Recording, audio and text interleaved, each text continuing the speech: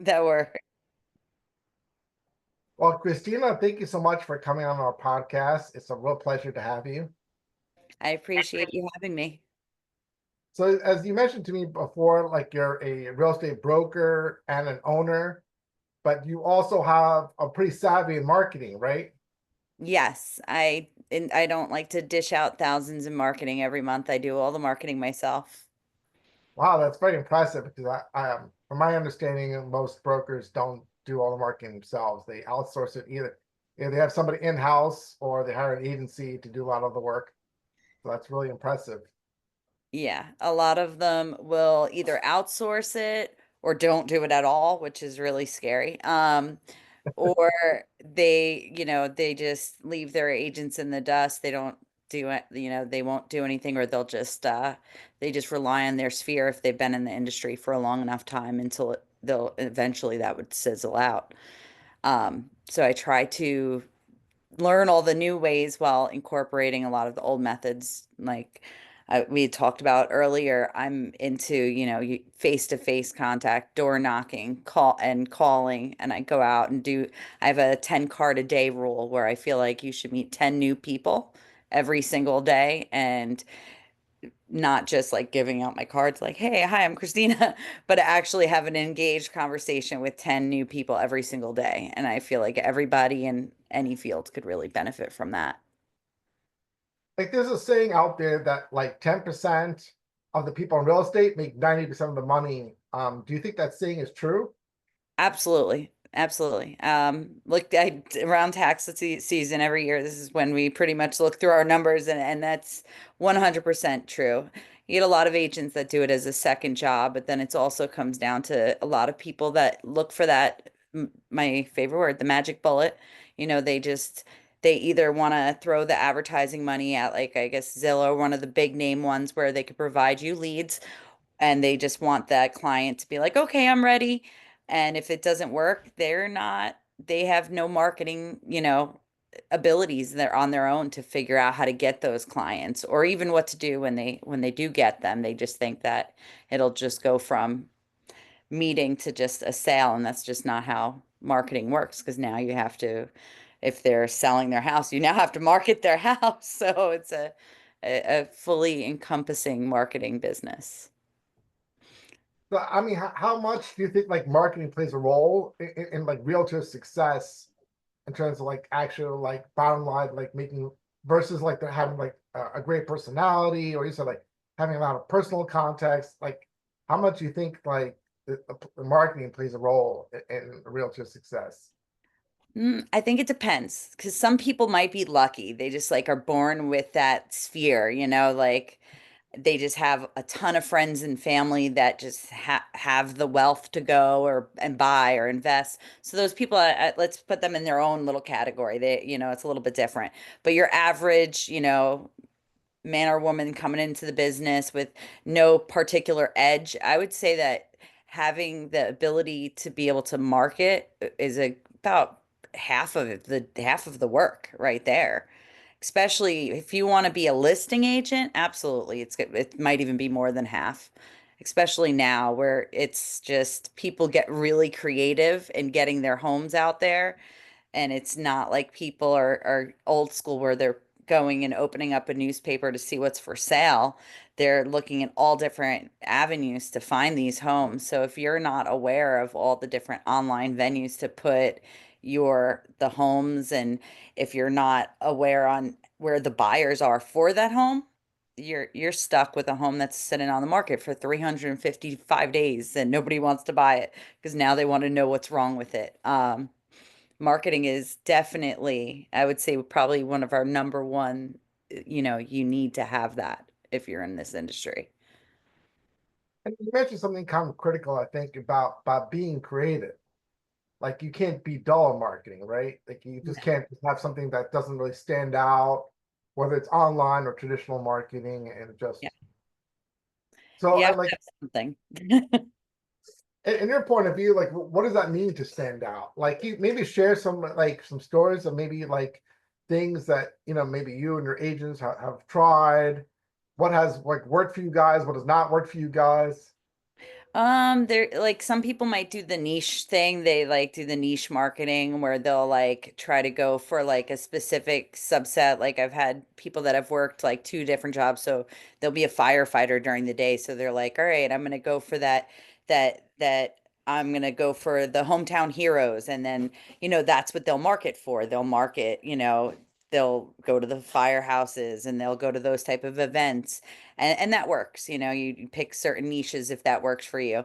um you get it, again, getting creative with it. Some people bring the animals involved. I have a lot of agents. We're in an equestrian area, so if they ride horses, they do a lot of their advertisement, like my horse is a winner and I'm a winner too, and that type of thing. And they go to a lot of the shows, and then they kind of use that to bring them into those relationships with the people in that equestrian area.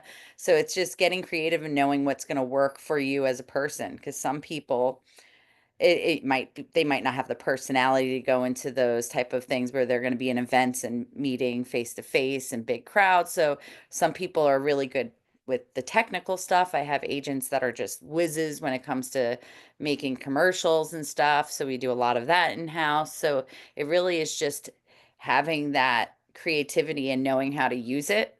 Um, we've we've been lucky to have a few agents that are really good with the tech side of it, because I am not one of those. I am, like I said, I'm like old school. I'm big on the calling people and trying to be like, what you see is what you get. Like, I'm going to work hard for you, very down to earth, like the old school way of doing things. That's wonderful.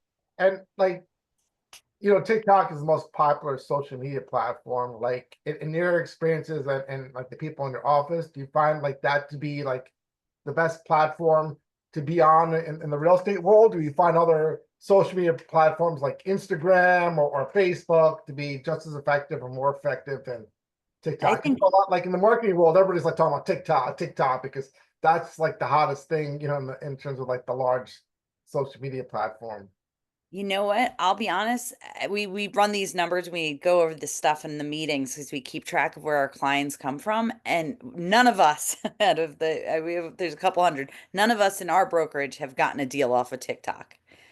Wow. However, we have had clients that have said, "Oh, I've seen your TikTok," like, but that's not why they necessarily used us. Like they just happen to see it after the fact.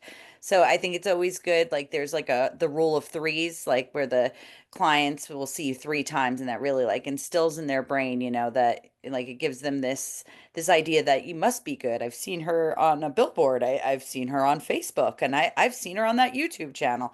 She's got to be good. I see her everywhere. So it's kind of those things. If they see you on TikTok, and then all of a sudden now they seen you. Sorry, I have a dog jumping on me. They see you on TikTok, and then they see you on, let's say, a commercial, and then they see you on an email like that's been going out saying happy birthday and for all the holidays. So you want that, the recurring image of you coming up, kind of like the Google ads that follow you, and then you feel like they must be good. You see them all the time. So in that way, TikTok's good, but I think in real estate, Facebook and Instagram definitely surpasses. I feel like, especially when you go into just the people you're generally going to look for that are purchasing, they're usually going into places that have like marketplace type setups like Facebook. Really awesome. And what about like open houses? Like, do you have like any tips about how to like realtors can like market an open house? Do you have like any type of like Absolutely. suggestions? Absolutely. Open houses, I think right now a lot of people are leaving out the idea of doing the digital versions as well. That is where it's left on the table 9 times out of 10. Open houses are really, unless they're really underpriced, like a deal that you're going to have people line out the door, they're just a thing of the past. People are very digital. So I feel like open houses, people nowadays, before they even go to the house, they want to be able to see layouts. Where marketing, you can get these great programs that you could do it yourself, where you'll click, it'll say what rooms you're going in it, or you could do your own walkthrough. Nowadays, we can, do it all ourselves. Like, would they want to come and see your house if they already just seen five other ones that look just like it that actually gave them the whole walkthrough? So I feel like people could do all that ahead of time and eliminate those tire kickers, as they say, or just really save the consumer time. It might not even be a floor plan that would work for them. So what I usually do is I make my open house time that I can market to clients while I'm there. So I use that as time to do those extra recordings.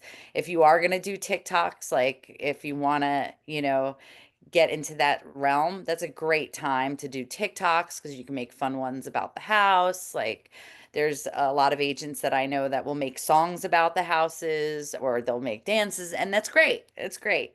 And again, it's also, recognition at the end of the day. Like if they see us all over the place, it's got to set us aside by in I think Florida, we have 300,000 real estate agents, and that's like board members only. So we got to set ourselves aside somehow, and that's one of them. And years ago, like you talk about like doing things digitally. Years ago, I saw there was a lot of talk about doing the drone photography, drone videos. Mhm. Now I don't hear about it as much. I mean, I'm not a broker like you, so is drone videos and photography still popular like it was a few years ago? Like it was just like I was bombarded by hearing about it from so many marketers.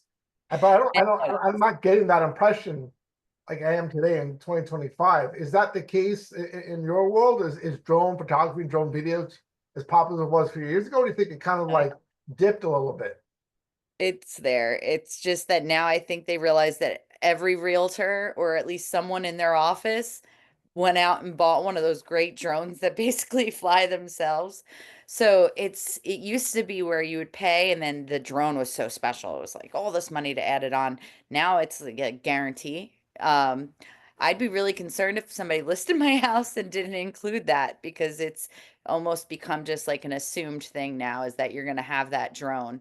So I think that's, if you missed that and didn't jump in on it when you could, you kind of, I guess that's why they figured they sold them now. Now the consumers have them, so they're not really trying to sell them to people to open the businesses anymore, because you got almost every agent's got owns a drone or their friend does.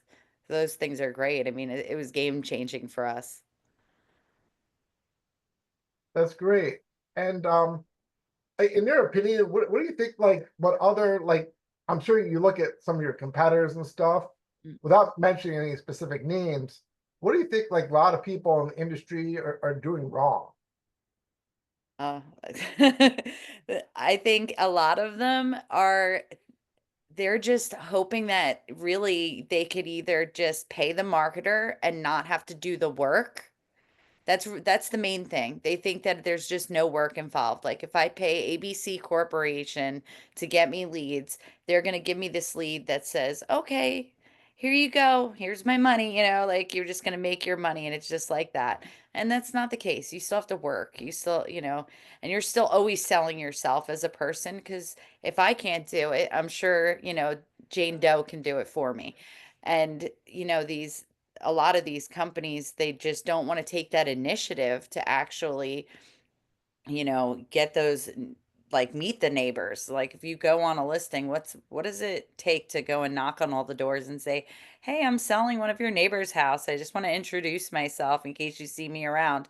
It's like that old mentality of like that the handshake and the, face to face, and we've lost a lot of that. So it's actually, when we do it now, it can go one way or another. It's like either people really love that genuine approach of the face to face and the call, or I notice some of the younger generation, the younger than me, they'll really shy away from that. They're like, "Oh, they don't want to answer the door. They don't want any of that at all."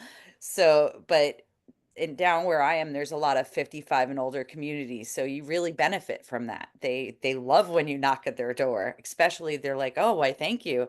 I love that you're introducing yourself," because they're not online. Most of them aren't, and if they are, they're not on all areas of it. Maybe they're looking at, something of their grandchildren, some pictures, and I know that my mom uses it just to keep in touch with us, things like that.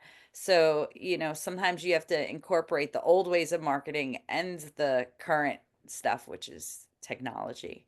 And you kind of have to do a little bit of everything. And I think some other companies forget that. And some agents that work for me as well, none of us are perfect. And it's work. It's a lot of work. I spend probably half of my day is spent on marketing, at least. Really? Wow. Yeah, and it's not just to customers. It's our business because it's a service-based business. Our business are our agents, so I'm not just marketing to clients for my agents. I'm marketing to agents as well because essentially I'm selling myself to them, hoping that they want to work with me because they have to work under a broker. So I'm always looking at different marketing techniques and ways that I could get in front of new crowds and to try to appeal to either a new agent or a new client. So constantly. Today was commercials. That was fun. I mean, do you find that like billboards are effective? Like putting up billboards? We've done the ones where they like flash and they change. I've never done the ones where they stayed. So I might be wrong. I don't want anybody to come at me in comments that I'm wrong. I've only done the ones that flash. I never got anything back from it, so I felt like I was just wasting money. And maybe it was because I didn't do one that just stayed there all day long. Um, we definitely didn't we did bus stops. Those worked well for rentals. I think it comes down to knowing the demographics of where you are and uh not that I'm against, doing billboards again in the future. We just didn't have any really good luck with it. We did a lot of different things over the past few years, and technology never stands true as much as that face-to-face handshake type stuff. I definitely have number for number done better with the old school, whether it was writing them a handwritten letter or knocking on the door or calling them, always has done better for us. Like in the last couple of years, like AI has really made like a big splash, like everywhere, like not just in real estate, but like in every industry. It's like wherever you go, everybody's talking about AI now. And these big companies like Nvidia are like it's playing a big role in the stock market. Like like a lot of realtors use AI to write descriptions of the homes and stuff. Is there any like unique way that you and your team use AI for marketing aside from writing like the basic descriptions of I was homes? gonna say I use it for everything. Uh, I, I use AI a lot, but for for a lot of things other than the descriptions, which that is such a game changer because a lot of us run out of ways to say beautiful or large space, so it is great because you run out of all these synonyms. But it's changed just even because I'll go into like chat gpt and I'll be like, oh, write me up a marketing plan for, because we're expanding into more of a charitable based organization. We're going to have a charity in addition to our regular brokerage. So I had AI help me write my whole plan. I was like, wow. And it gave me like such a wonderfully written out step-by-step plan. So I'm a big fan of AI, and I know that everybody in my office, we use it for almost anything you can think of. Even when we're writing up our commercials, sometimes we'll write it and we'll copy and paste the script into there and we'll be like, can you fix it? And it'll tweak everything out. I'm like, wow, this is amazing. AI is a game changer. That's one thing I won't talk down about. Love it. That's true. Like years ago, I used to use Google a lot, and Mm. I never thought that like I'd be using something more than Google in terms of like doing research. But now it's Chat GPT. I use more Chat GPT more for research than I do for Google because it has more capabilities. I love it, and it's customizable and it remembers things, and I use it because I was doing commercials today. So you can't think of every idea with a commercial. Let's just face it. Like I'll get like a Yeah. general idea. I'm like, oh, I know I want to talk about that you can wear flip-flops to work, and I'll like get all these ideas and they'll be jumbled up together and I'll just type it into ChatGPT and then next thing you know it wrote me this phenomenal commercial. I was like, oh great. Well now I go to my other app that is an AI app that does commercials. So I'm like, oh, this is wonderful. I type in the whole thing that I get from ChatGPT, and then boom, I have this commercial that I'm ready to go into iMovie and make a few little changes and it's ready to go. So never thought I would see that day, especially coming from going into libraries and having to do everything uh, bit by bit, handwritten. So, I remember like years ago when like all the real estate listings were actually like in a book. It hmm wasn't even online era, and you actually had to like go through the book to yeah. see all the listings. And then he says stuff things have changed a lot in the last like 20 or 30 years. Yeah, I worked for my father first, so I got to watch the whole transition from the paper times, and we would get these, print out forms that we'd write all the listings out.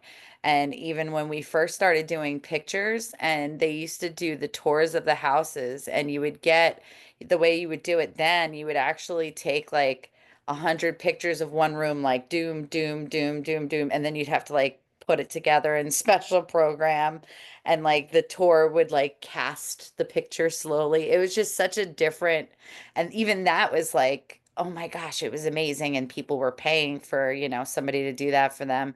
So coming from that, being like, whoa, and that was 15 years ago. And now, where we are now, it's a game changer. It's such a game changer. We have a lot of agents that are, I noticed, looking at the numbers, a lot of older agents are retiring because people don't like change. It's a lot, to learn something new every year. So we definitely have had a lot of retired agents I've noticed in the last year or two. And then we also, with that, we get a lot of younger agents coming in every year. So they bring us the new tech and they help us older agents learn how to do it. That's great. And I mean, where do you think like I mean, we talked a lot about like lead generation, but what about like converting those leads into actual sales? Like, have you like created a process like as part of your marketing? Because I mean, do you consider that like that conversion part of converting a lead into sales part of your marketing process? Is that like a Yeah. totally different process? That's where a lot of agents fall off because even if they're paying for marketing, they let them drop off. They get all these leads and then they think that like, okay, well, they know my name's, Jane Doe and I sell houses. Well, no, you still have to have some sort of marketing plan. So when I train anybody, I always, I set it aside where you should have a couple of hours every morning and you should time block yourself where you spend a couple of hours making phone calls. And part of those hours are to call those people that came through your, whatever you're using for lead generation. And then if they're not answering the call, you should also follow up with the text because again, we have the younger generation that's very scared of phone calls or they think we're, a spam caller. So you text and then we also if you don't have a CRM and you're in real estate, I don't know what you're doing because you have to then put them in your CRM because if you don't have a CRM, then you're just really behind everybody else. So there definitely is a few steps there to make sure that, they don't fall through the cracks. And I mean, do you have like any like particular source you go to make sure you're always like on top of your marketing? Is like are there like a website or Um, a so guru, a particular guru like Tony Robbins or Greg Oh Cardone my or God. Yeah, well, there's a lot of people that I like. I follow Ricky Caruth, which is he's like a real estate guru, and his marketing is just amazing. He's just so good with his marketing. So I got a lot of my stuff from him. I look up to him. He's not even from my brokerage, so I give him props. They're good if we're giving another brokerage a shout out. He's phenomenal. yeah. Um, so yeah, I that and to keep myself accountable with a lot of the things that I'm doing, I actually use one of those am I allowed to say a brand? it's a Plod Note. They don't pay me in any way, shape, or form, but I use that and because it listens to your whole day if you press like record, and I could summarize with AI my whole day, and I could say, okay, what did I say I was going to do tomorrow? And it'll like tell me, okay, like it'll tell you everything that you planned throughout the day. It'll just, you can use the AI to kind of say, all right, what did I say I was going to do tomorrow? Did I make plans for anything? And you could use it to really figure out anything you've said, callbacks, things like that. It's great. That's really awesome.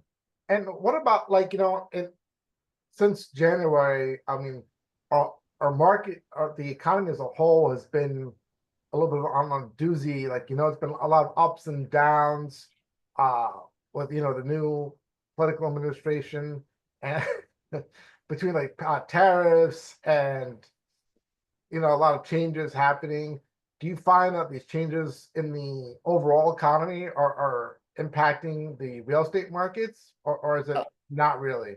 it's bad. Real estate last year, the numbers for every brokerage in the area were historically low. Let's just say it that way. They were really low. There was a lot. That's what another reason why I think a lot of the older agents decided to retire as well, between the changes of technology and then of course just the climate of just real estate in general. It's just that's why, if you're not marketing right now, you're really falling out. But it's kind of weird because of those changes and everything doing bad, I actually noticed people doing a lot less marketing, I guess, because they're not making as much money. But that kind of opened up a really good door for the people that seen that as an opportunity. Like, I noticed, I'm like, wow, I don't get those letters from like 100 different agents every week. You get all those cards in the mail, and I noticed you get a significant amount less. So I was like, well, that's good. In a way, that means they're not advertising. Okay, I'm going to advertise to that area. So, it's kind of like when you see these, because we've had a few years where it was great during COVID for down in Florida, we do that ups and downs. So you have to know how to kind of manipulate it to work better for you. Like right now, we're going to head into a lot of foreclosures on condos in Florida. We just have too many. There's a lot of condo rules and laws. So you have to, that's when you know the market, you're like, all right, well, now I have to now I'm going to market to those people and help them sell before they lose their home, unfortunately, to foreclosure. So I can hopefully get them some of that equity. So you just kind of have to know the market you're in and just use that to the advantage so you can make money. Do you find that like when these like change, like these trends that happen in real estate, does it impact like, do you see a fluctuation between homes versus rentals, or is it like across the board, like it goes up and down, or is it like, when sales are down, rentals are up, or do you find it to be? It's somewhat correlates because like you'll but it's kind of like weird. It happens in an after effect. So what happened was we had all these houses during COVID that just went in crazy bidding wars, like they were just, Yeah. you didn't even have to market during COVID. It was weird.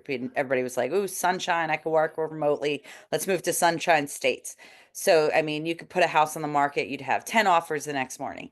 So we have all these people that bought these houses in these inflated prices. So and then they're like, oh, well, now I have to go back to work. What am I going to do? I'm going to rent them out. So now we're coming off of that. So what do you see? People renting at these crazy, crazy numbers. And, then it also comes down to like, uh, our insurances, our taxes, a lot of things have gone up down here because of all those changes. So the rents kind of follow that. When the sales were really high, now all of a sudden the rents are going to be high because people think in their mind, well, I bought it expensive, so I got to rent it out. But it doesn't really work that way. Like if you look at the numbers, like now they'll sit on the market then longer. So I feel like people are finally realizing, oh, wait, we can't. Just because I bought it overpriced doesn't mean I can rent it overpriced, but they definitely go hand in hand. Biggest problem is people that work in the industry not wanting to be honest with their clients out of fear of losing them.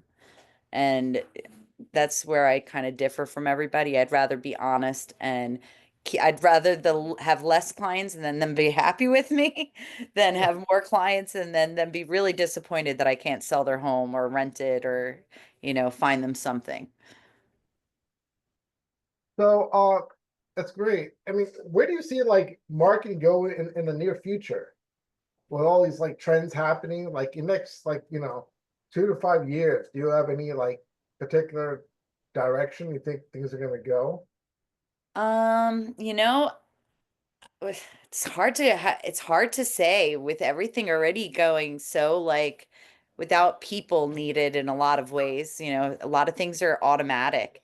I think we're going to see a lot more right now. It's more expensive because it's newer, but a lot more automated assistants where they could do all. Right now their prices are definitely a lot more expensive, but I believe that they're going to get to the point where, now that people could sub out a lot of that work. So they'll go and they'll pay for somebody to make these apps in these other states. And I think we're going to see a lot more of that. So a lot more of marketing assistants and people that could do just like with anything, like you know, where you were able to, chat GPT, you had the one app and now there's all these apps. It's going to be the same thing with like marketing assistants and stuff like that. But to go even further than that, I feel like gosh, I wish I could really, I don't know. I don't know. I'd like to believe that people still will want that human interaction and will never go that much farther, but I don't know. Yeah, because I'm like AI seems to be like on the forefront of everything, and now they're talking about even having like AI robots. Hmm. Like I know like Tesla's trying to push like automated cars and everything. So we'll see like how that goes. I mean, nowadays we have smart houses. I'm like, so I mean, I always wonder if there's ever going to be a time where they're just gonna, because we already have the locks where you could do everything. Like it's got AI where it can like set up the new codes for new people when they go. So I'm like, well, when's it going to come a point where they'll have cameras and then they'll just be like, all right, they'll have their AI agent and they could just go and say, all right, I'm going to see, click a code, go in the house, and they're on camera, so they're not worried about an agent. That's what worries me is like they did try to go agentless a little bit with Zillow. They did the online agent thing where you could but it lasted only a few months and dissipated. So I'm like hoping that that they'll stay, the place for human interaction for a while. So I don't know. I don't know how much further we can go, but I'm sure the tech billionaires will find a way to make it happen. Definitely. I mean, but like, how can like realtors and brokers like you said like kind of overcome this AI frenzy about bringing like that human touch? Like, what exactly does that mean? Like you said, is it really about smiling, shaking hands, or is it more than that? It's definitely about knowing your own value because I could probably go up to 100 agents and more than half of them probably couldn't list out more than 20 things that an agent does in any one deal. So I think it's about knowing your value so that when somebody says, well, why am I going to buy through you? I can go to online program ABC and do this. You have to be able to know what you're offering. What can I offer other than my hand holding through the process? I think a lot Right. of it is just knowledge. It's the same as like you go to a doctor, right? When you don't feel well, you're not going to just Google your symptoms, hopefully, and then just take some random medication.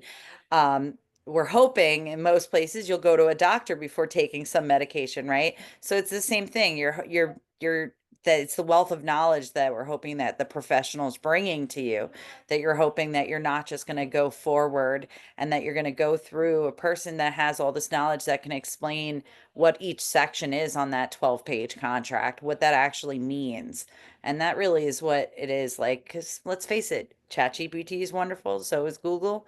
But when it's fed information from so many different areas, and if you don't know how to use it correctly, you might get fed misinformation. So I'm hoping, and as an agent, I'm banking on that people will see that there is definitely, a need for a person that knows the industry inside and out. Um, just to walk them through the process and make sure that it's the biggest investment you make in your life. You want to make sure you do it right. you know. Definitely. So do you think there's any other things that we haven't discussed that you like to like share with our audience Um, about like dating and everything that you think that's like kind of important, whether it's like friends or the dating biggest or thing, the yeah. biggest thing would be just don't not putting all your eggs in one basket.